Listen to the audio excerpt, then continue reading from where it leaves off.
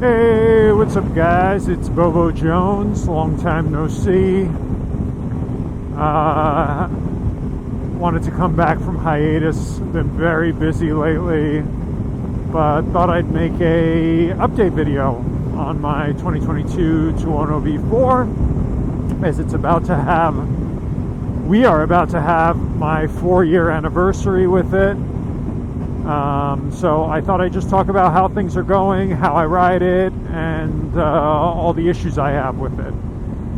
So just a little quick background. I got this bike exactly 4 years ago, basically in 2022. I got it with 500 miles on the clock.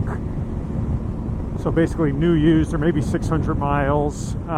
Saved me about $4,000 in the actual price, plus the setup fee of the bike, plus the first service, taxes, etc.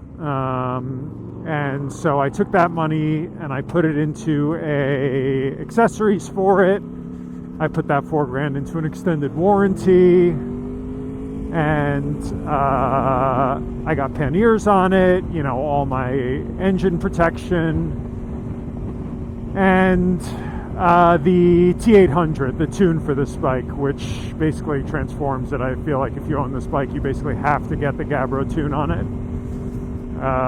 But no other modifications, no performance modifications. It has the stock, we'll do a little walk around, but has the stock exhaust, just running that Gabbro tune for the stock exhaust, which doesn't really do much to the performance, but makes the throttle much smoother, and opens the exhaust valve as soon as I put it in gear. So in neutral, the exhaust valve stays closed, and then as soon as I put it in gear, the exhaust valve opens, so you don't have to wait, to hear the beautiful sound this bike makes. So obviously, I bought it in 2022, peak pandemic. It's a pandemic bike. It's had a lot of problems. I'm very grateful I bought that extended warranty. I've used it a few times already. And so the bike currently has, let's look, 8,600 miles on it. I am currently on my fourth fuel sensor on this bike. Recently had to get the fourth one done on the extended warranty. The other 3 were done on the original manufacturer's warranty. I've had nonstop problems with the seat bolts on this bike, just free spinning, so I couldn't get the seat off. I finally just cut the plastic off, and now I just basically clip it in around the bolts that won't come out. The most recent problem is I had a gear position sensor failure. So that one was done under the extended warranty, and then not the fault of the bike, but I've had the battery done under the extended warranty. I'm at 8,600 miles, so I haven't gotten the valves done. Those need to be done at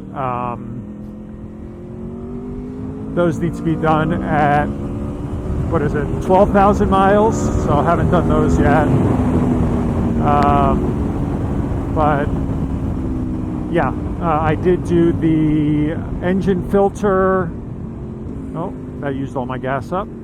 I did do the engine filter at exactly 6,000 miles, and I change the oil basically every 2,000 miles. So I change it every year, and I ride about, on average, almost exactly 2,000 miles a year. So I'm going to go back, and then I'll stop somewhere and do a walk around. So that's sort of the background on the bike. Lots of fixes, but again, these are notorious bikes, the ones that were made in the pandemic, of just having a lot of problems. Oh, I forgot, the O-ring gaskets that basically everybody had with this bike also got replaced, the pandemic. So they're on the latest revision, though, I think, or one of the latest revisions, and they've had no problems since then. That happened as soon as I bought the bike. So that was the last, I think, warranty repair I got done on it. So lots of warranty repairs on this bike.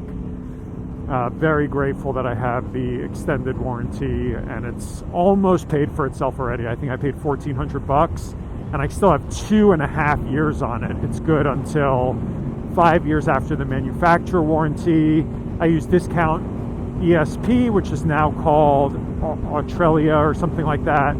They've been friggin' great. They've never questioned me, never given me a hard time. They just send an approval as long as I can prove that something's not working. So incredible. Highly recommend them. It's like, 1/10 of the price of the factory warranty, and they've been amazing, and it includes wheel and tire coverage, which I've used once already for the tires. I run Rosso 4s on this. Love them, just like the tires that this bike was meant to ride with.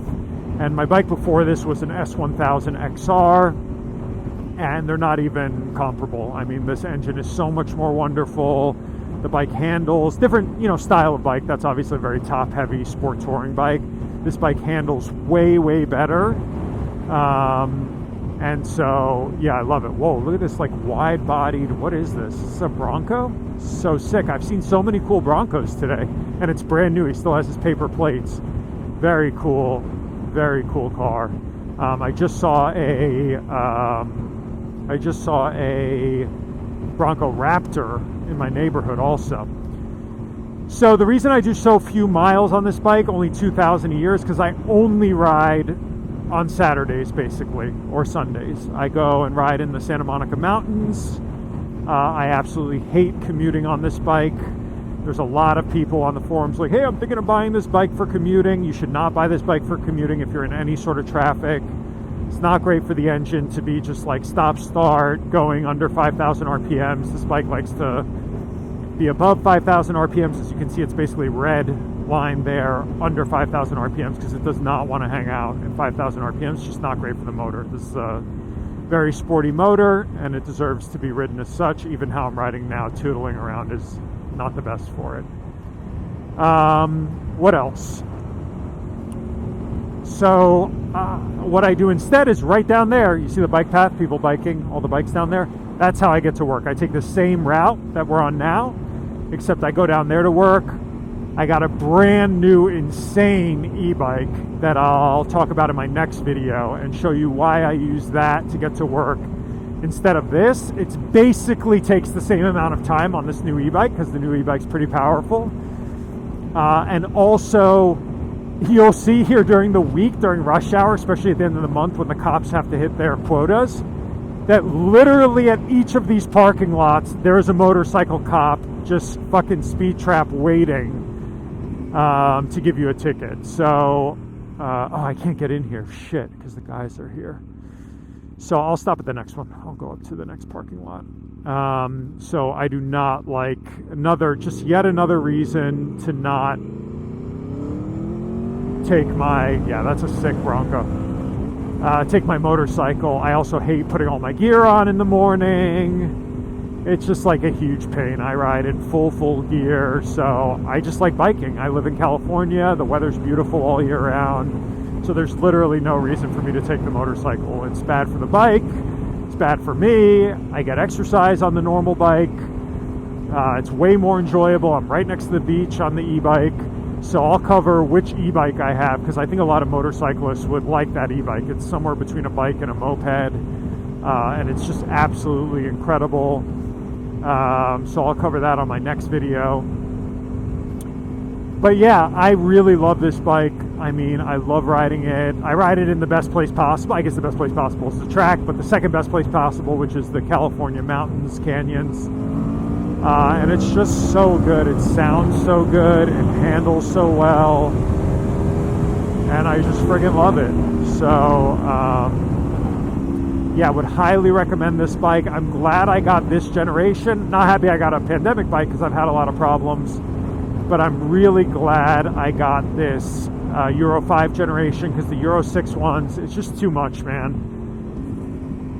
It's too much like holding the bike back, and in my opinion, just not worth it. So I'm glad I got this one. The new Euro 6, last time I brought the bike in for service, they were showing me how many issues it has with just like it has a huge cat on it to get all the, emission stuff in order. And it's just a pain. It's just a friggin' pain. I'll stop here and do a quick walk around of the bike. But not much to show, really. It's pretty much bone stock.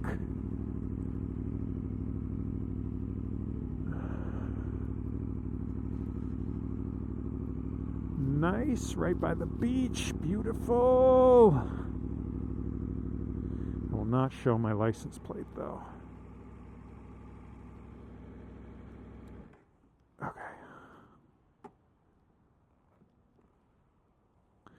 unclip. I'm wearing my... Oh, the other thing I put money into with the money I saved on the bike buying it new used is this heel light. I don't know if you can see it, but I'm wearing a turtle airbag vest, so I have to clip myself in.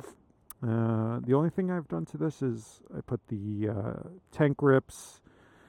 I like fucked it up. I got glue because they keep coming off and I glue them, but for the most part bike's in good shape.